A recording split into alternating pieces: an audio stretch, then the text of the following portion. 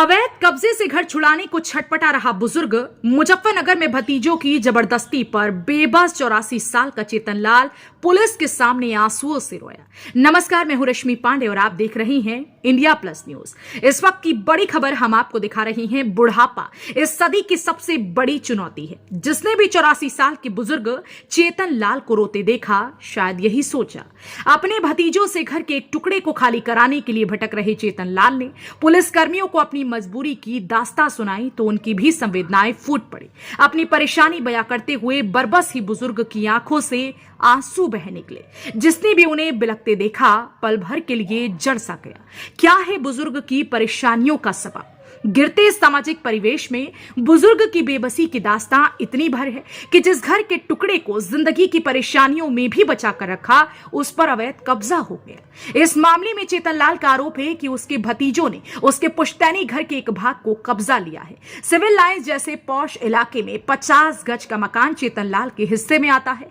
1 गज की कीमत 3 लाख से ऊपर है, लेकिन बुजुर्ग को जो हिस्सा विरसे में मिला है वह कौड़ियों के दाम भी ना बिके। फ्रंट कब्जा कर बुजुर्ग को घर के कोने में जगह दी गई। पत्नी स्वर्गवासी हुई, ससुराल की हुई बेटी। जिंदगी को अपनी तरह जीने वाले बुजुर्ग चेतन लाल के पड़ोसियों ने उनकी आन बान और शान देखी है, लेकिन पत्नी की मौत के बाद चेतन लाल अकेले पड़ गए।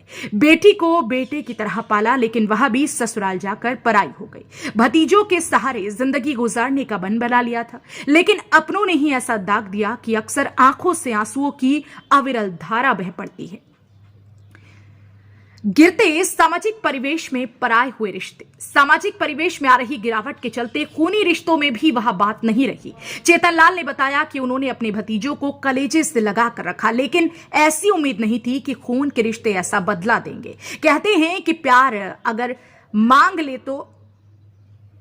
कि अगर प्यार से मांग लेते तो वह कैसे इनकार करते। उनका दुनिया में है ही कौन। लेकिन 84 साल की उम्र में भी उन्होंने अब अपने हक की लड़ाई लड़ने की ठानी है। पुलिस कार्यवाही में फंस गया कानून का पेच।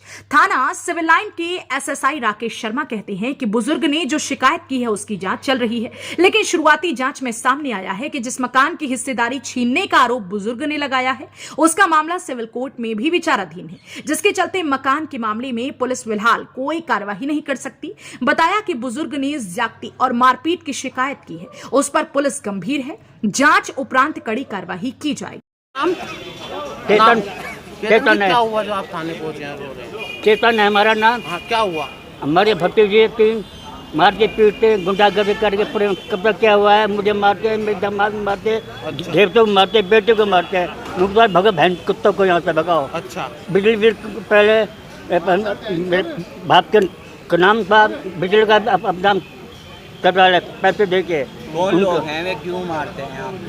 वो कब्जा करके मकान वो कहीं भगाओ सालों को यहाँ से। मकान हमारे बाप का है। अच्छा। पहले इन्होंने काटे बिल काटा। कौन है वे लोग जो आपके साथ मार पिटाई करते हैं? आपको भतीजे हमारे। भतीजे? हाँ, रमेश है, महेश है, संजीव, तीनों हैं। आपने शिकायत नहीं करी इसकी? 5 साल हो कब तक शिकायत, कहीं सुनवाई नहीं होती हमारी। कहीं सुनवाई नहीं कहीं नहीं, कुछ नहीं हो रहा हमारे। डीएमपी जाले सब जगह जा लिया, मैं कोई कार्य नहीं होती उनके खिलाफ। कहाँ जाए हम लोग? कहाँ आपका मकान है? कितने कीमत का मकान है आपका? मकान है कि 200 गज में है जी। ठीक ठीक। 200। क्या नाम है आपका? एक मिनट। क्या हो ना? रुक जाओ।